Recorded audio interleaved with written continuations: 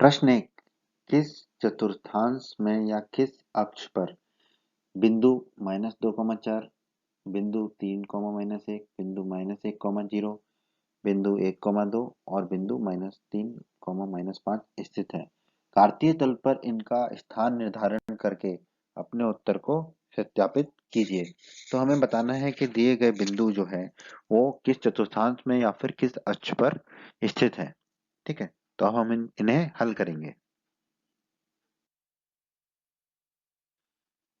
तो दोस्तों सबसे पहले हमें दिया गया है बिंदु -2, 4। ठीक है, तो हम इसको पहले देखते हैं तल पर ये कहाँ पर हमें बिंदु मिलता है, फिर हम इसका चतुर्थांश या अक्ष बता पाएंगे।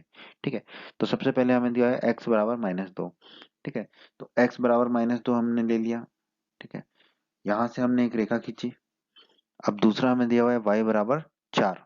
y बराबर 4 दिया हुआ है, तो y बराबर हमने 4 ले लिया। x अक्ष के समानांतर हमने रेखा खींची। ये दोनों बिंदु जहां पर मिले, ठीक है, वही है हमारा बिंदु -2, 4। तो ठीक है, हमने -2, 4 बिंदु को ज्ञात कर लिया। तो दोस्तों ये किस चतुर्थांश में है? ये चतुर्थांश हमारा कौन सा है बताइए, याद कीजिए। ये हमने परिचय में पढ़ा था। बिल्कुल सही, बिल्कुल सही पहचाना आपने, ये है हमारा चतुर्थांश 2। तो हमारा उत्तर क्या होगा?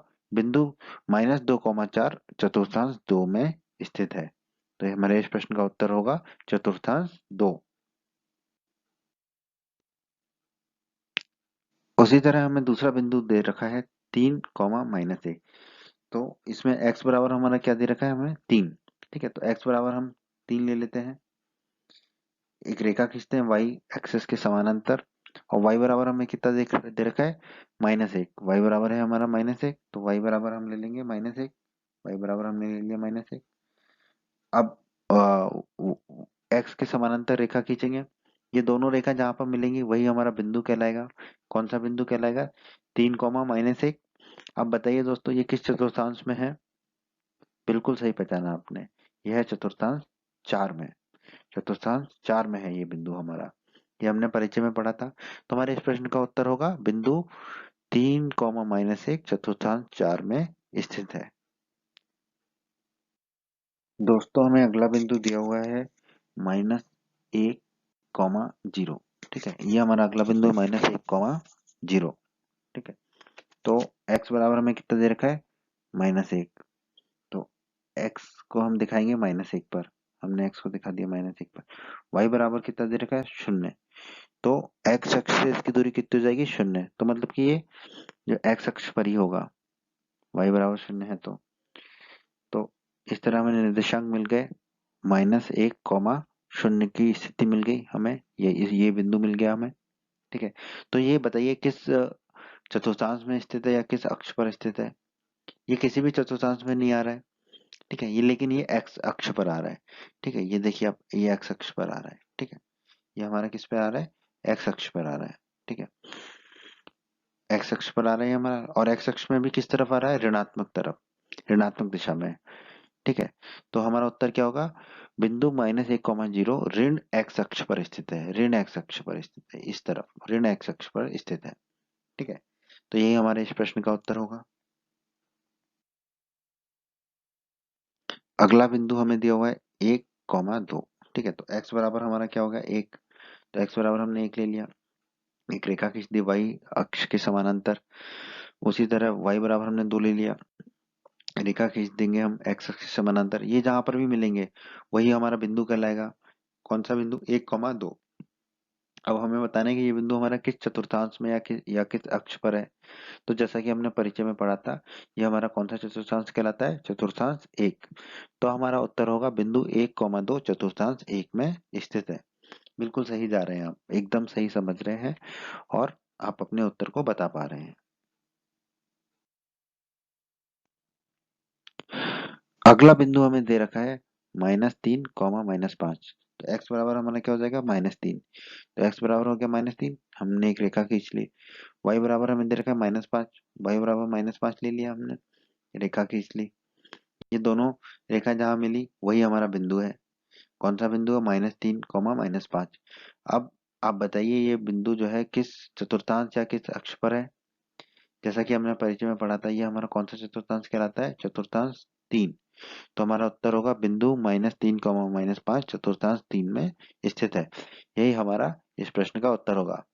तो दोस्तों इसी तरह हमें अपने सभी प्रश्नों के उत्तर को बताना है। प्रश्न 2, अक्षों पर दूरी का उपयुक्त एकक लेकर नीचे सारणी में दिए गए बिंदुओं को तल पर आलेखित कीजिए। हमें यहाँ पर 5 बिंदु दिए हैं जिन्हें हमें तल पर आलेखित करना है। पहला बिंदु है हमारा -2, 8, दूसरा बिंदु है -1, 7, तीसरा बिंदु है 0, -1.25, तीसरा बिंदु है 1, 3 और चौथा बिंदु है हमारा 3, -1। ठीक है, तो हम इन 5 बिंदुओं को तल पर आलेखित करेंगे। इस भाग में हमें बिंदु दिया हुआ है x बराबर -2 और y बराबर 8। इसे हमें तल पर आलेखित करना है। तो सबसे पहले हम क्या करेंगे, तल पर x अक्ष हमने बनाया और y अक्ष बनाया हमने। ठीक है, हमें बिंदु आलेखित करना है -2 और 8। तो हमने जो दूरी ली वो ली 2, 4, 6, 8, 10 और y अक्ष पे भी 2, 4, 6, 8, 10 और ऋणात्मक दिशाओं में भी ऐसे -2, -4, -6, -8, -10, -2, -4, -6, -8, -10। ठीक है, तो x बराबर क्या है? -2। x बराबर हमने ले लिया -2। ठीक है, y बराबर है 8, तो y बराबर ले लिया 8 और एक समानांतर रेखा खींच दी x अक्ष के। ठीक है, तो ये दोनों रेखा जहाँ मिली वही हमारा बिंदु कहलाएगा। ये दोनों रेखा जहाँ मिली वो बिंदु क्या कहलाएगा हमारा? -2, 8। यही हमारा उत्तर है इस प्रश्न का। इसी तरह हमें आलेखित करना है। तो ये जो बिंदु है यही हमारा इस प्रश्न का उत्तर है। यहाँ पर हमें बिंदु दे रखा है x बराबर -1 और y बराबर 7। ठीक है, तो उसी तरह हमने ग्राफ लिया है। तो x बराबर -1 से हम रेखा खींचेंगे। x बराबर -1, यहाँ से हमने एक रेखा खींची और y बराबर 7। y बराबर 7 से हम एक रेखा खींचेंगे। y बराबर 7 से रेखा खींची, जहां पर भी ये दोनों मिले वो हमारा बिंदु हो जाएगा।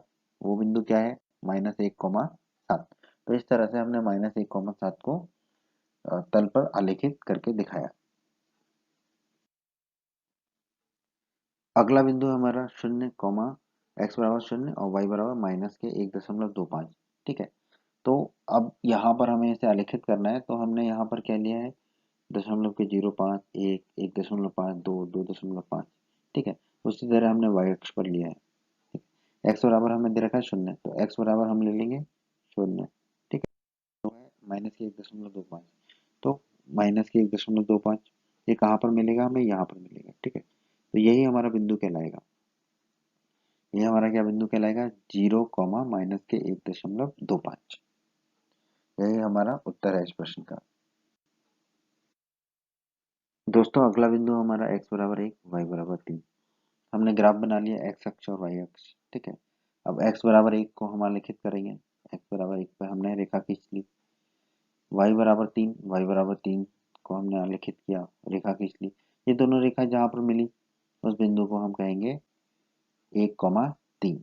ठीक है, तो इस तरह से हमने 1, 3 को अपने तल पर आलेखित करके दिखाया, दर्शाया।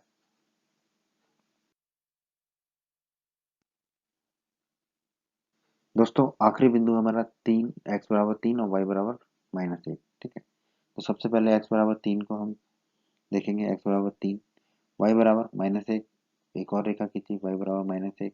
ये दोनों रेखा जहाँ पर मिली वही हमारा बिंदु कहलाएगा। वो बिंदु क्या होगा हमारा? 3, -1। तो इसी तरह हमने बिंदु 3, -1 को तल पर आलेखित करके दर्शाया। यही हमारा उत्तर है दोस्तों।